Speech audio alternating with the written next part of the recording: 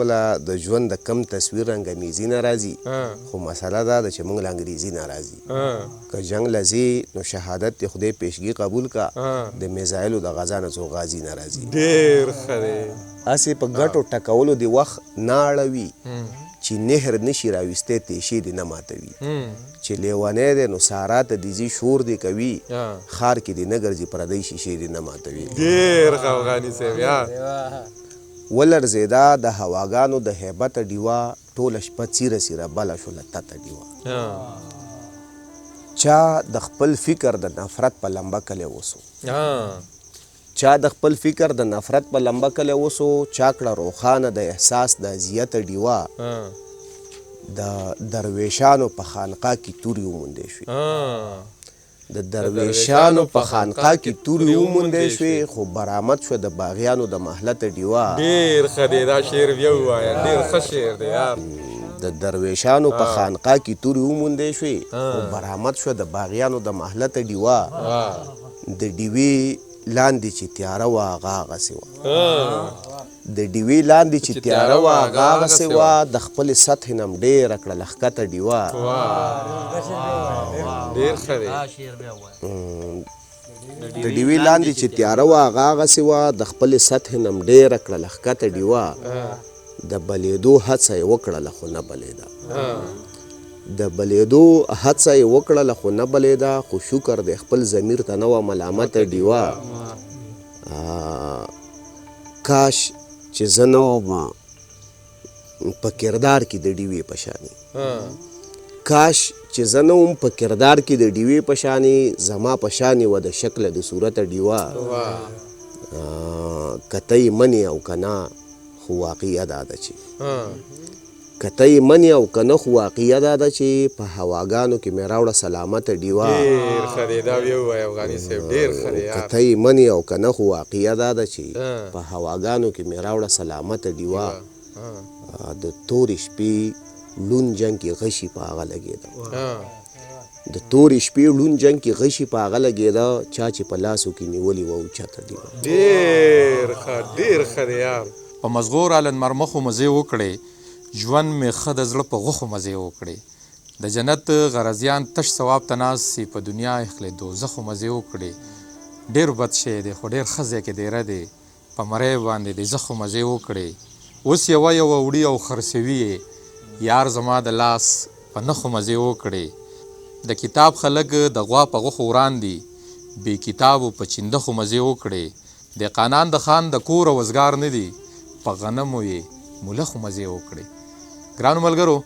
سلامونه ستاسو ملګری نازک خان یم ادبي خپرونه د وصال مازدیګر دا او دغه شعرونه زموږ د ګران ملګري د فضل یوسف خان افغاني صاحب دي دا ما د ډېر وخت نه انتخاب کړي وو او نن خوشبختي زموږ دا ده چې سره د ګرانو ملګرو جاوید شاه درمان او یاسر او حکیم سید او تر او صاحب مانیروال را روان شو اظهار شاهین ډېره ښه مشاعره را جوړه کړې وه او په دغه سوچ باندې مې دغه غزل او یا د افغاني صاحب کتاب په دغه سوچ باندې راغستی و چې مشاعره به د شاهین صاحب سره خو خپرونه به خامخا د افغاني صاحب نه ریکارډ کوو نو راټول شوي یو ګور سوری دی او د افغاني صاحب ډېره زیاته مننه چې خپل مصروفیت یو طرف ته که او زمونږ ملګرو له وخت راکه نو نن به ترې خواږه خواږه شعرونه اورو د هغه د ژوند په حواله به هم د هغوی نه یو څو پوښتنې کوو نو راځئ چې فضل یوسف خان افغاني صاحب په شریکه باندې واورو افغاني صاحب سلامونه وعلیکم سلام د ټولو نه اول نیازک خان تاسو ته جاوید شاه درمان صاحب او تر صاحب نور ټولو ملګرو ته د خپلې سیمه کې هرکلی مونږ درته ډېر انتظار وکړو بس بیا هم به ژوند دغسې دی مو ته اندازه ده د یو نوکر سړي دغه ژوند دي د دې مصروفیاتو باوجود دومره لرې سیمو ته راتلل چې دي دا د پښتو سره د پښتو د خدمتګارو سره ستاسو مینه ده تاسو ډېره زیاته مننه او تاسو ته د زړه د تله هرکلی په دې خپله خاوره باندې ډېره زیاته مننه افغاني صاحب زمونږ تل کوشش وو ما خو درته ویلي وو ډېر مخکې خو چې څنګه مو ووایي نو بس په دغې باندې نورې خبرې نه کوو وجه هم دغه وي چې اول خو د روزګار لپاره وخت وقف کول دي بیا وخت که ورسره وي نو کتاب دې سړی لولي نو دغه روزګار وي او چې روزګار نه رغشي د کور حل کارونه وي او د کارونه چې وزګار شي بیا په ملګرو پسې خو افغاني صاحب په خپل ژوند په حواله راته ووایه چېرته پیدا شولې کار روزګار څه کوې او شاعري د کم وخت نه کوي شعري ټولګم چاپ ته نه د چاپو او که چاپ ته نو په څه نوم باندې ده که دغې اړه باندې را سره تفصیلي ووایه نو خوشحاله به شو. زه الوچ نیمکلي کلي کې پیدا شوی ما په 1982 کې په پولیټیکل ساینس اردو کې مې ماسټر کړی د یو استاد په توګه باندې محکمه تعلیم کې کار کوم. فی الحال ډسټرکټ ایجوکیشن افیس کې د اسسټنټ ډسټرکټ ایجوکیشن افیسر پلانینګ اینڈ ډیولپمنٹ په توګه کار کوم په خپل ډسټرکټ کې. او شاعري چې دا به دا راته پته نشته نیازه کړی چې د کم وخت نه دا راته اندازه چې باقاعده شاعري چې دا هغه د 2010 یا 2011 نه په دې حکومت کې محفوظ ده. د پورن ولسي ادبي جرګه چې کله جوړه شوه فعال شو نو بیا هغه شاعري چې هغه محفوظ هم شو لږ په سنجیدګۍ سره. د دې نه مخکې که شاعري محفوظ هم نه ده او که دم چېرته نو بس هغه داسې د کار هم ده. یو کتاب مې چاپ دی د انګۍ په نوم باندې په 2019 کې چاپ و. بل غالبا چې 2 کتابونه به تیاري چاپ ته خو سمې هم نه خوري او بل لږ وخت یې پرې هم واوړي چې دا معیار لږ غوندې سم یې شي. بس دغه حالې زدي دي روانې دي. او څنګه د دې سوشل میډیا چې دا کم کار دی که نه یا د شاعرانو ملګرو یا د نورې ادبي خپرونې ریکارډ کېږي د دې نه مطمئن یې چې دا یو ښه کار دی او که نه دې ته په کم نظر باندې ګورئ؟ ډېره ښه او بد اړخونه د هر څه وي. سوشل میډیا چې دا هغه ځپلي قامونه وروستی پاتې ژبې دې له ډېره لویه سهاره ورکړله ډېره لویه مرسته ورسره کړې ده. رښتیا خو دا دی چې پښتو ژبه چې د هغې املا هم په وره کېدو وه سوشل میډیا چې دا د هغې هغه لیکدود چې و د هغې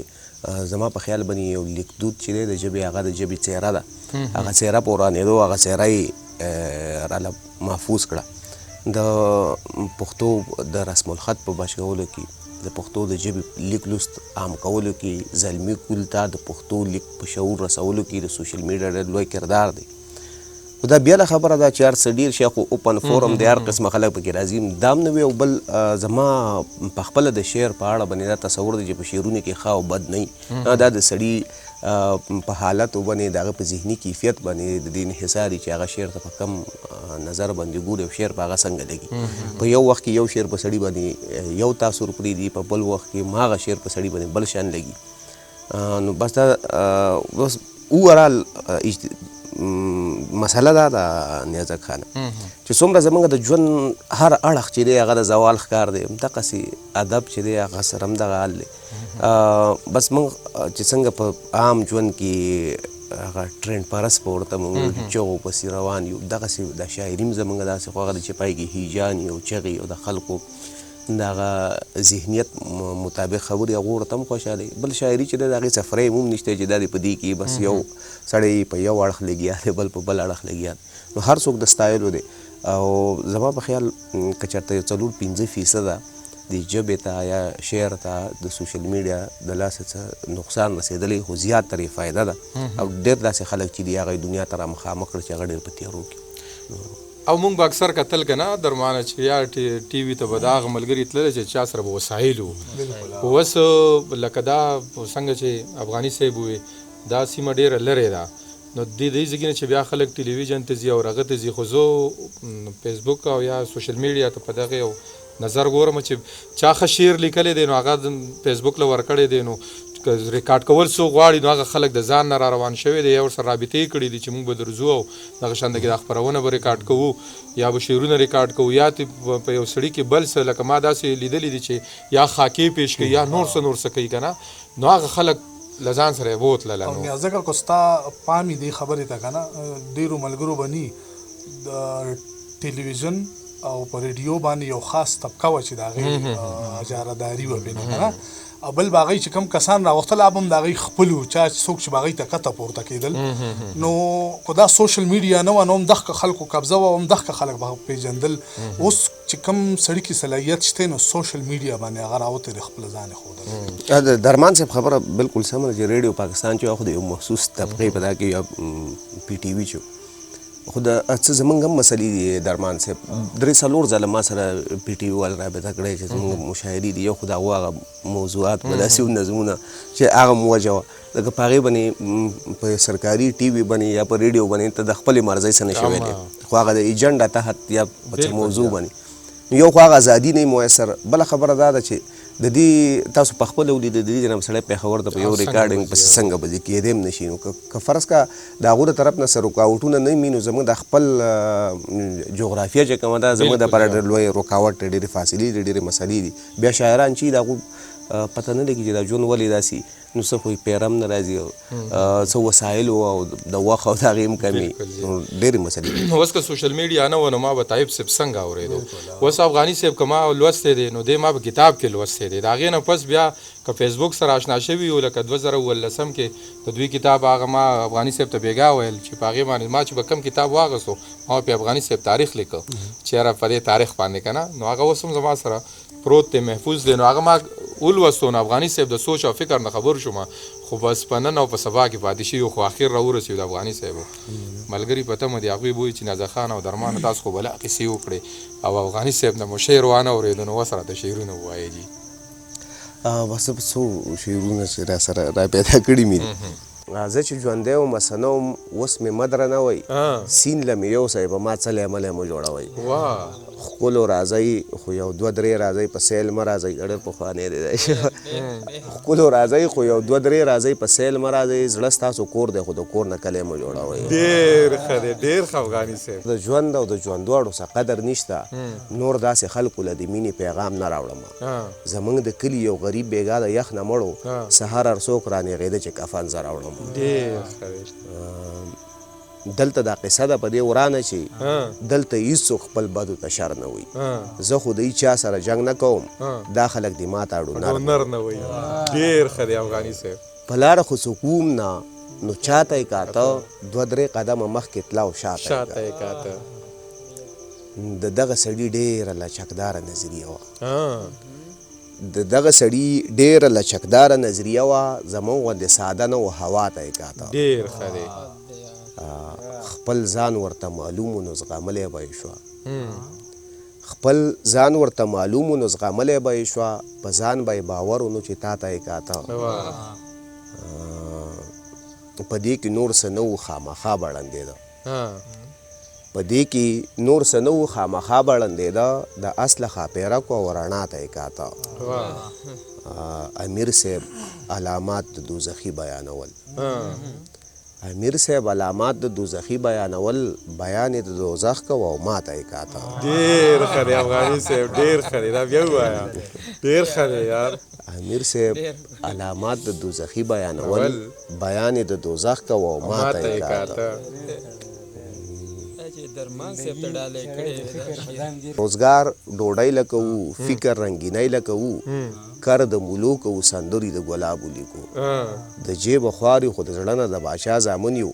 د سوال شوملیز کو خو غزلې د شرابو لیکو ډېر ښه هېڅ پرې پوه نه یم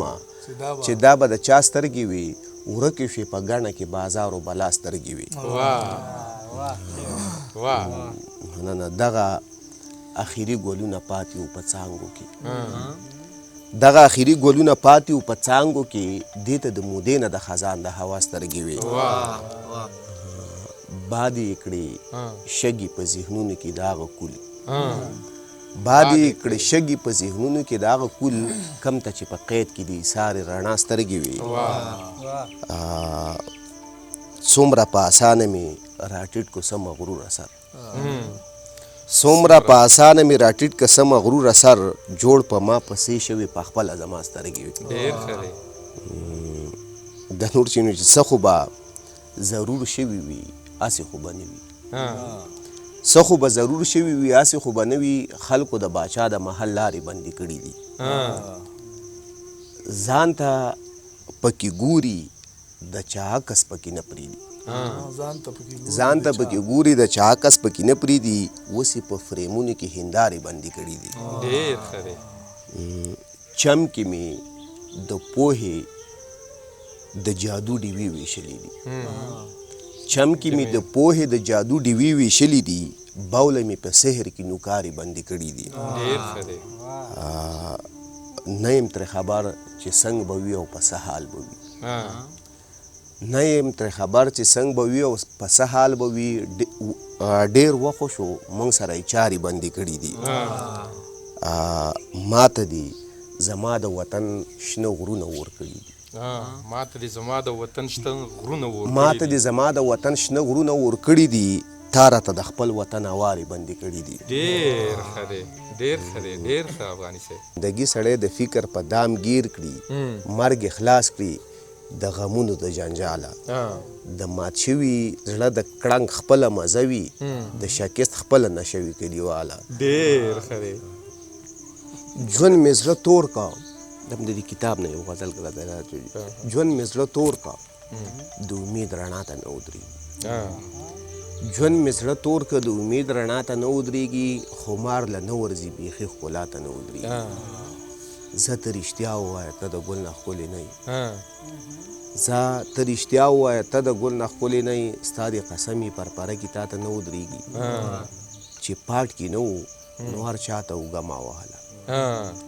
چې پاټ کې نه وو نو هر چا ته اوږه ما وهله اوس چې اواره ده نو هېڅوک ما ته نه ودرېږي ډېر ښه افغاني صاحب یار دا بیا ووایه ډېر ښه دی چې پاټ کې نه وو نو هر چا ته اوږه ما وهله اوس چې اواره ده نو هېڅوک ما ته نه ودرېږي د پښتنو په ماشومانو دې لږ رحم وکړي د پښتنو په ماشومانو دې لږ رحم وکړي داسې په لار کې دې زموږ سبا ته نه ودرېږي د وطن پیغلې د هوا کې زلفې نه بادوي د وطن پیغلې د هوا کې زلفې نه بادوي د نن خوشحال د رتنبور هوا ته نه ودرېږي مکتب یې ړنګ دی خو سنګر ته دعاګانې کوي امن یې خوښ دی ولې شر ته دعاګانې کوي ډېر ښه دی هغوی ته عرض دی چې زړه مې پکې هم یادوي هغوی ته عرض دی چې زړه مې پکې هم یادوي دغه کم خلک چې مې سر ته دعاګانې کوي ډېر ښه دی او تر صاحب شعر دی چې په دې وطن به یوه داسې توره شپه راشي په دې وطن به یوه داسې توره شپه راشي چې خاپیرک به پکې نور ته دعاګانې کوي ډېر ښه ډېر ښه افغاني صاحب نه چې بس دغه یو مقام یې پاتې دی د زړه د سکون بس دغه یو مقام یې پاتې دی د زړه د سکون د غرونو پیغلې د ګودر ته دعاګانې کوي د چا په ظلم وي ولاړه باچایي د باچا د چا په ظلم وي ولاړه باچایي د باچا د یزید نسل د شمر ته دعاګانې کوي ګدي نشین یې کړل شپنکي د وچو وچو شګو ګدي نشین یې کړل شپنکي د وچو وچو شګو ساره نشین د پیغمبر ته دعاګانې کوي ډېر ښه دی ګدي نشین یې کړل شپنکي د وچو وچو شګو ساره نشین د پیغمبر ته دعاګانې کوي د ټولې ځمکې درد یې وزغمه په خپله سینه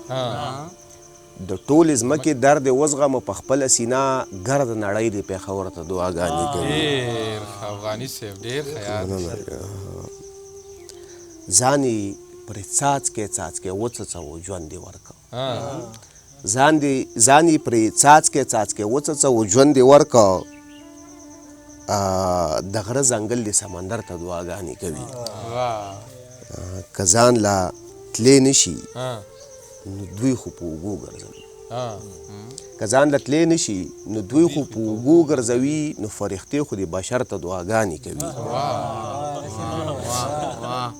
که ځان له تللی نشي خو دوی خو په اوږو ګرځوي نو فرښتې خو د بشر ته دعاګانې کوي هغه سړي به په رښتیا چې په خدای ډېر میني هغه سړي به په رښتیا چې په خدای ډېر میني چې جوماتونو کې مندر ته دعاګانې کوي د خپل وجود بار وړل هم د خدای پیرزو ده که نه د خپل وجود بار وړل هم د خدای پیرزو ده که نه د مسافر خپې د سفر ته دعاګانې کوي د بل وجود د خپل وجود نه مهم څنګه کېدی شي د بل وجود د خپل وجود نه مهم څنګه کېدی شي شپه به په کم دلیل سهار ته دعاګانې کوي د هواګانو په تکیه د الوت نه ځنډوي د هواګانو په تکیه د الوت نه ځنډوي، د هوا باز د خپل وزر ته دعاګانې کوي. او آخري شعر دی چې څه دی